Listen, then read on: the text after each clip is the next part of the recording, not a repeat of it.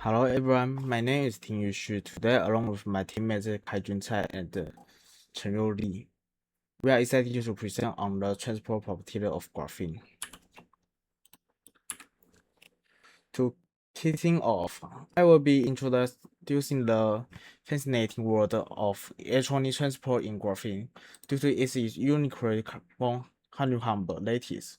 Graphene is heavy extraordinary electron properties. First, its first linear dispersion relation means that its charge carrier behave like a massless relativistic particle or derived fermions.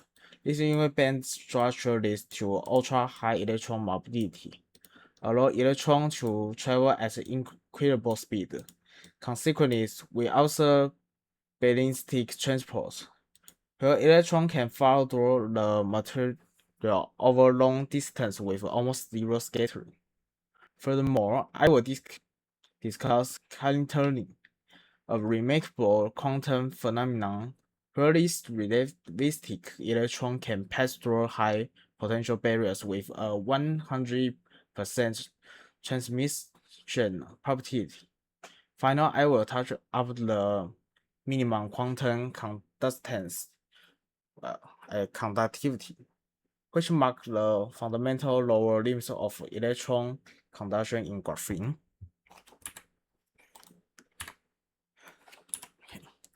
And in case mechanics and traditional semiconductors like silicon, electrons follow a quadratic dispersion relation described by the formula. Here, energy scale with the square of the momentum means that an electron speed charge as its energy increases. However, low energy electron in graphene behavior complex difference, obeying a linear dispersion relation here. We got a constant group velocity if we take the first derivation of the energy band with respect to momentum. We found that the Vg is a constant component independent of how high or low the particle energy is. This is highly analogous to photons traveling at a fixed speed in a vacuum, and it leads to massless behavior. And now the dots at the direction point where E equals 0, the dots drop to perfect to 0. This V-shaped profile fundamentally transforms the material's microscopic properties, giving rise a high uses optical absorption analyze his capacity and the distinct screen effect. And let's discuss the remarkable ultra-high electron mobility.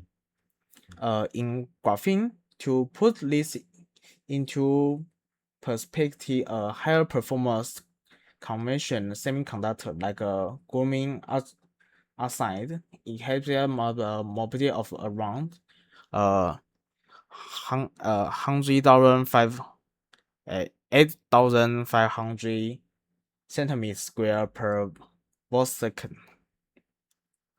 In stark contrast, suspend or HBN encapsulates graphene can reach and absolute niche like chelates or higher. What microscopic mechanics drive this incredible performance? It fundamentally comes down to three key factors. First, graphene exhibits a charity-induced comparative suspension of backscattering. Graphene honeycomb lattice consists of two equivalent sublattices, give rise to an intrinsic quantum degree of freedom known as a pseudo-spin. Near the direct point, this pseudo-spin is like parallel or anti-parallel to the electron's momentum, where an electron encounters a standard electrostatic impurity defect. Under a 180 degrees backscattering will require its pseudo-spin to flip simultaneously. However, ordinary electron-static potentials cannot prove the matched elements required to the flip pseudo-spin. Consequently, the probability of the backscattering is perfect zero, allowing electrons to effortlessly bypass over task without momentum loss. Second, graphene features its strong sp2 covalent bonds and extremely weak photon scattering, whereas the thermal lattice wave usually limits electron mobility in solid. The weak carbon backbone of graphene results in a massive by temperature of approximately 2000 K.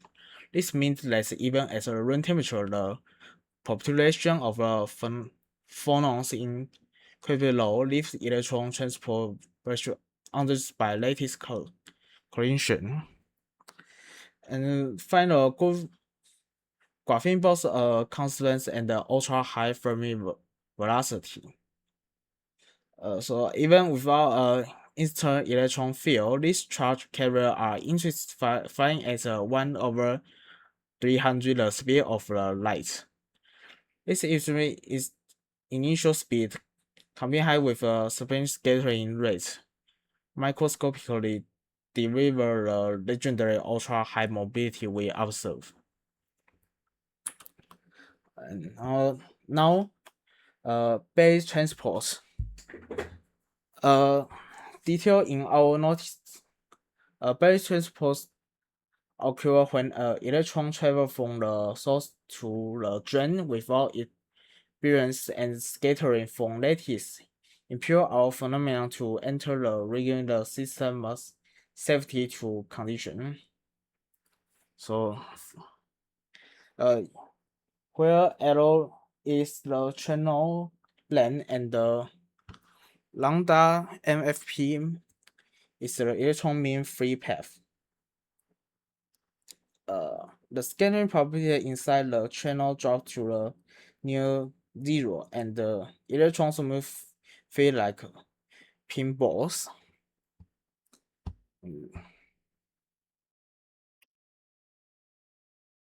Even if a channel itself prefers transparent and scattering free, a fundamental resistance is excited upon as known as a quantum content resistance.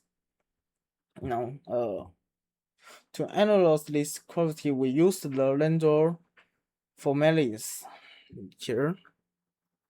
The G0 represents the fundamental condensed quantum, where the factor of 2 comes from spin degeneracy, and Ti is the transmission property of the isomorph.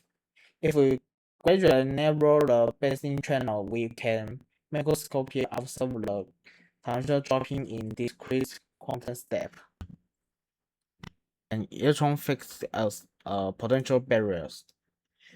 V0 higher than its energy E, its transmission property T decay exponential with the barrier if Y A.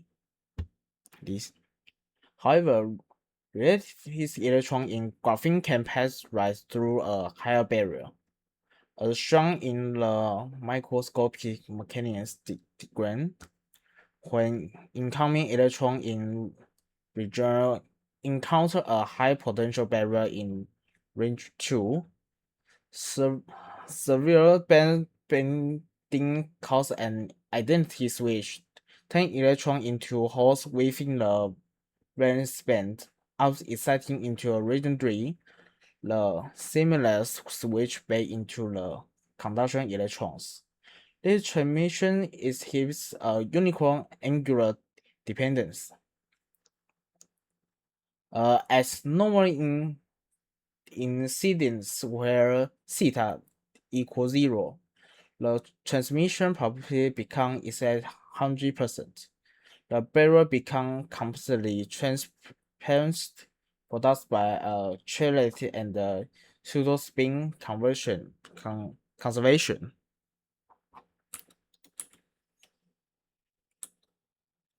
Finally, let's to discuss the last key phenomenon, mini-quantum conductivity. If we try to use the classical Joule model, electron conductivity is expressed as sigma equal n e mu as a Dirac point of graphene. The charge carrier density n approaches zero. Therefore, classical physics predicts that the conductivity sigma should also drop perfectly to zero. However, as indicated by the red X on the slide, this classical prediction completely fails in reality. Instead, owing to quantum fluctuation and the relativistic nature of Dirac fermions, graphene exhibits a non-zero low limit called minima quantum conductivity, which is approximated by the relation in the beautiful equation to factor of 4 areas from the 2-4 spin and the 2-4 Valley degeneracies. This tells us that even when the net carrier density vanish, quantum mechanics prevent graphene from ever becoming a true isolator. Let's conclude my part of the presentation. Thank you very much. And I'm going to talk about the next part. What is Berry phase? Traced back to 1956, the scientist called Penchardin observed in classical optics, which identify phase shift in polarized light. However, it was Michael Berry in 1984 extension that provided the generalized mathematical framework for quantum system. Berry demonstrated that when the quantum system undergoes an adiabatic closed cyclic change in its environment, its phase, the time-independent dependent phase factor, will accumulate by an eigenstate, and that's called Berry phase. This later is a purely geometric phase resulting from the path-dependent evolution of the wave function for closed-loop C. Okay, so there we take the derivation here. We take the adiabatic theorism, and theta here means the dynamic phase, and gamma here means the geometric phase. We take it into the time-independent Schrödinger equation, and we can get the gamma for the partial equation. And now for the closed loop, we go integral and get the gamma. The R in here represents the external parameter. These abstract geometry phase are the essential theorism background for the non-trivial transport phenomena observed in two-dimensional material, as they dictate the topological protection for the change at the spin carrier. I divided into two parts. One is for clean tunneling, another is Hall effect. For clean tunneling represent the fundamental collapse of a classical potential barrier paradigm, forcing a reconciliation between high-energy relativistic physics and solid-state transport. In non-relativistic systems, potential barriers act as a differential exponential obstacle. However, in the relativistic region, we encounter the clean paradox. Here, a relativistic electron encounters a potential well that is infinitely high and wide, achieve 100% transmission probability rather than a reflection, effectively rendering the barrier transport. Another on the right hand side is a Hall effect. I will put more focus on the second one later. For clean tunneling, graphene provides the ideal laboratory for the phenomenon. In 2D hexagonal honeycomb lattice impose a uniform symmetry where the electron band structure exhibit a linear dispersion relation. Near the Dirac point, the energy E will be the HVK. V here means the Fermi velocity. This relation is mathematically isomorphic to the massless photon. By linking the mc square rest mass term found in the standard Dirac equation electron in graphene behave as a massless fermi. This shift from the Schrödinger equation to the two-dimensional Dirac equation allows us to observe the relativistic effect within a solid-state system. And here I take the simulation from the P region to the N region. We can see it will directly entrain and we tunneling into right hand wheel instead of reflected. And right hand side it was the simulation or the paper showing. Effect it serves as the primary diagnostic framework of the characterizing charge carrier behavior within condensed matter physics system, acting as like a fundamental probe into the underlying topology of the electronic structure. Established in the fundamental principle of quantum transport, the whole resistance becomes precisely quantized, exhibiting a realization proportional to the Planck's constant and the inverse square of the elementary charge here. And Landau level will be En equal to h bar omega c times n plus 1 over 2. This quantization is the direct result for electronic occupying the discrete Landau level, which redefines the density of the state. While these principles are well established in standard two-dimensional electronic gases, the unique hexagonal lattice of graphene introduced a new class of half integer quantization that demonstrate a relative treatment of a solid-state physics. For the graphene of the half integer quantum Hall effect, it characters are fundamentally defined by fourfold degeneracy stemming for the dual spin and the Vedi symmetric. This result is the quadruple Hall conductivity compared to the conventional two-dimensional electron gas. The relationship between the quantized Landau level and the Hall conductivity is like here. The in energy will be here. SGN means that to determine is positive 1, minus 1, or equal, that is 0. And the whole conductivity sigma here equals, there's a 4 degeneracy, 2 spin and 2 valley. Here, the whole conductivity nature of this effect is a direct experimental signature of the pi-Berry space. As the electron completes a cyclic orbit in the momentum space, it circles a Dirac point, the site of the singular Berry curvature. This result is a minus pi shift in the wave function, which manifests as its minus 1 over 2 shift of the quantization sequence.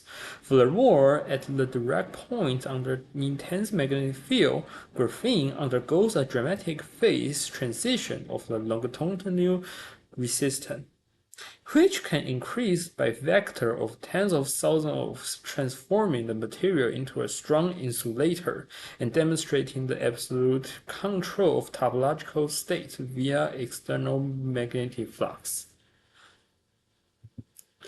And maybe anonymous quantum Hall effect is not very important, so maybe I can skip it. But the quantum spin Hall effect is that we want to explain more. It's our key point.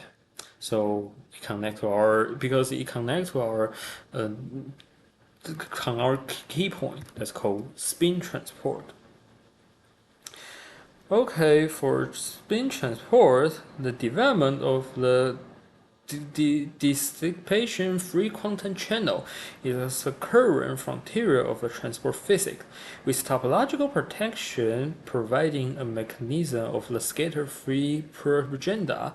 The Campbell model describes how intrinsic SOC can derive system into a topological insulating state. Crucial in this phase, the system's interior remains a robust insulator even in the absence of an external magnetic field, while the boundaries host topologically protect spin transport channel. this model is very first region for this edge. The Hamiltonian has to plus the intrinsic SOC term, the Rashaba SOC term, and trivial band gap term. This one, there was a totally one. But maybe we don't have to. We skip it because it's not our topic. So the key point of our transpoint we can divide into three terms. The spin SOC that I have mentioned very much time is called spin orbit coupling. That means the microscopic force used to manipulate spin determined by the material structure and the atomic number. The second is called spin relaxation time. That means the temporary limitation of spin state maintenance and spin diffusion length. That means how far can spin travel? Here was the simulation graph that I formed to make you to understand what it means. So for material microscopic structure and atomic number, in here we can determine the SOC. And for the spin flipping scattering, we can temporarily know the determinant of spin lifetime. And the electron diffusivity we can know determine the spin propaganda distance. That's three things are what we want. The first, how it couple, how it can go, and how long it can go, how many times we can and let it go. So finally, we have to introduce its benefit for the spin transport. The graphene offers two distinctly strategic advantages. The first is intrinsic purity. The intrinsic SOC caused by the relativity effect in graphene is negligible. Coupled with the almost non-existent interference from nuclear spin, graphene is extremely spin coherent. Electron can cross the Dirac point without spin flipping, enabling ballistic spin transport over the entire length of the nano ribbon. The second, we call it the proximity effect. That means we can concrete topological wafer that combine the high mobility of the graphene with the exotic physics of the exotic material.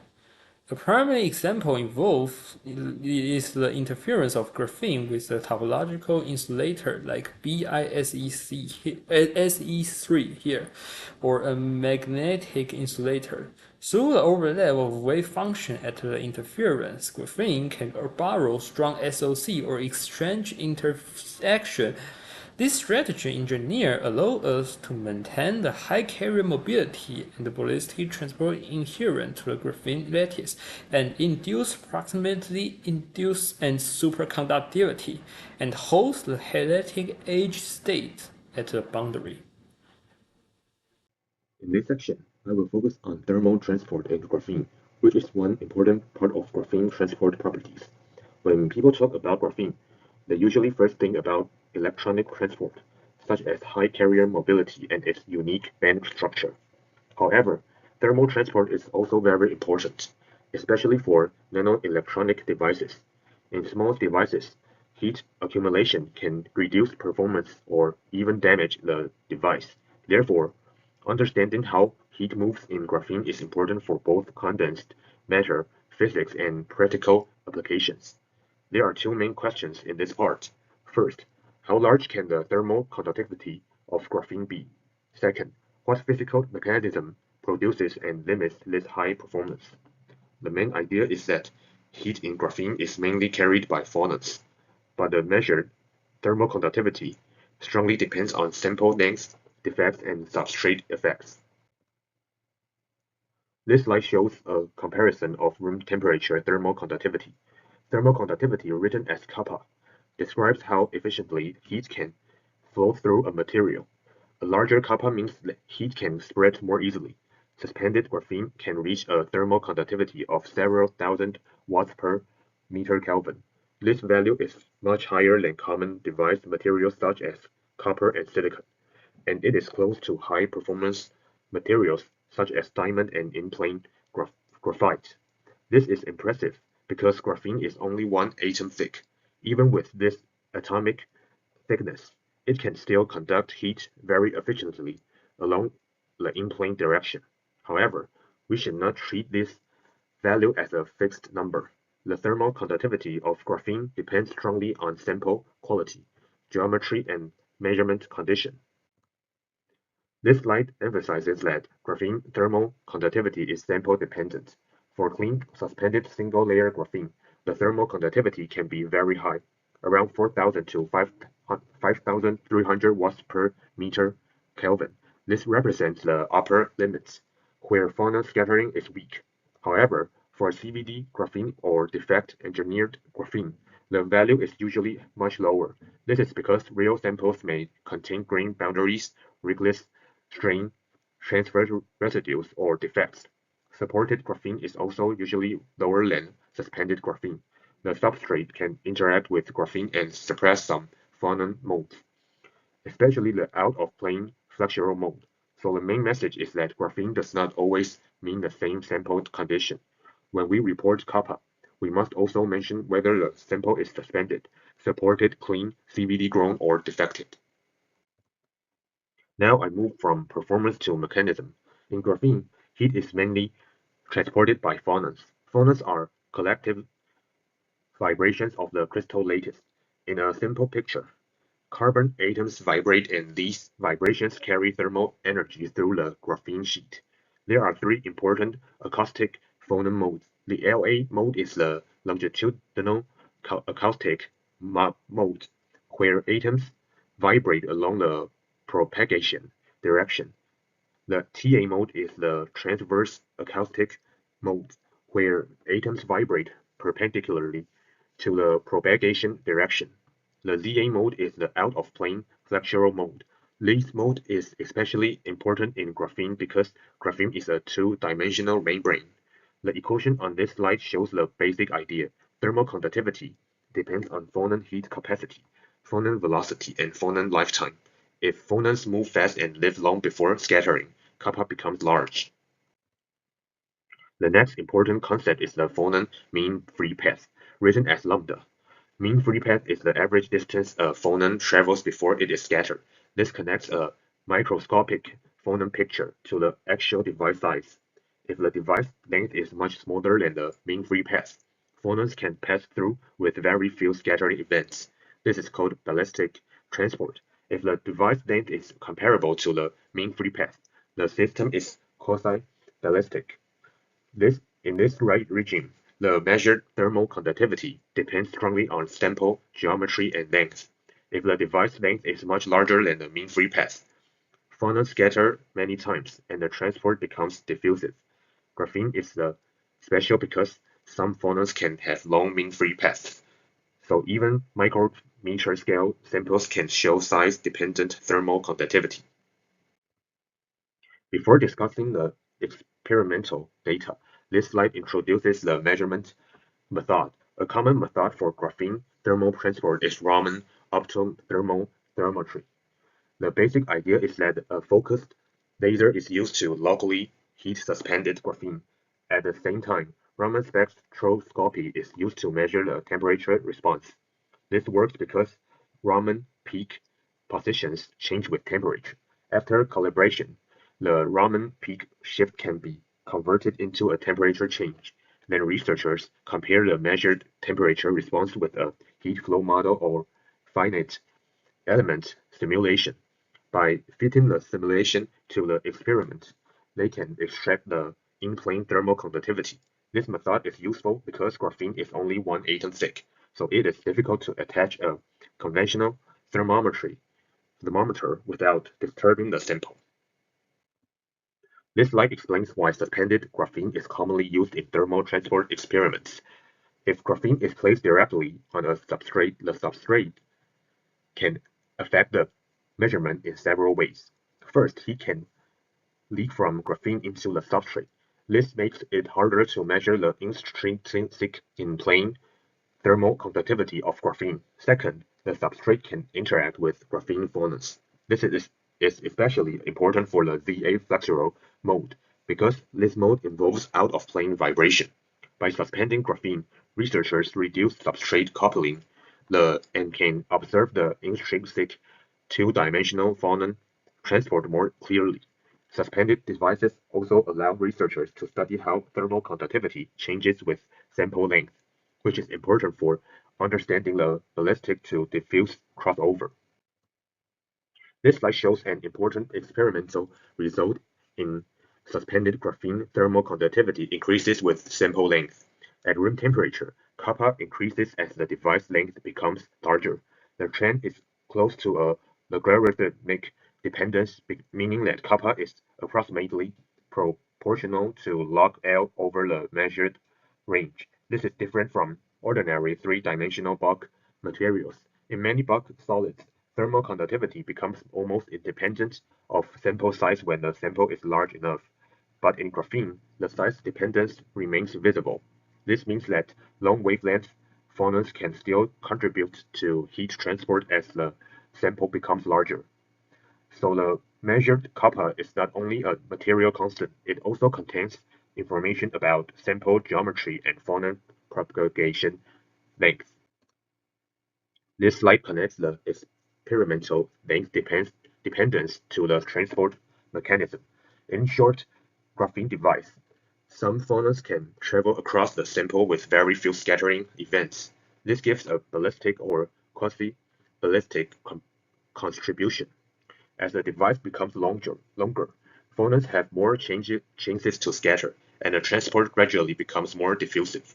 Therefore, the measured thermal conductivity becomes from a mixture of different phonon contributions. Some phonons have short mean free paths and behave diffusively. Other phonons, especially long wavelength phonons, can travel farther and contribute to the length dependence. This is why graphene thermal transport is strongly related to a phonon mean free path distribution, not just one single average value. So far, we discussed relatively clean suspended graphene, but real graphene samples, especially CVD graphene, are more complicated. This slide shows spatial mapping of thermal conductivity in CVD graphene. The important result is that kappa is not uniform across the membrane. Local values can vary a lot, roughly from 500 to 2000 watts per meter Kelvin. This non-uniformity can come from grain boundaries, rigorous local strain transfer residues, or defects. These imperfections are not evenly distributed, so phonon scattering is also spatially non-uniform. For applications, this is important if we only reported the average thermal conductivity. We may miss local weak regions. These low kappa regions can become local hotspots in real devices. This slide shows a controlled experiment where defects are introduced into graphene. The researchers used helium-ion irradiation to create defects. As the defect density increased, the thermal conductivity dropped strongly. This result directly supports the phonon scattering mechanism. In an ideal crystal, phonons can travel relatively far, but defects break the periodic lattice structure and act as scattering centers. As a result, phonons lose momentum more frequently. For the kinetic relation, kappa depends on phonon lifetime. When defects increase scattering, the phonon lifetime becomes shorter, so thermal conductivity decreases. Therefore, microscopic disorder can strongly reduce the macroscopic thermal performance of graphene. To summarize this section, there are three main points. So the most important conclusion is that graphene thermal transport is outstanding, but kappa should not be treated as one universal constant. In one sentence, graphene can conduct heat extremely well when phonon scattering is weak, but real sample quality determines how much of that performance can actually be observed.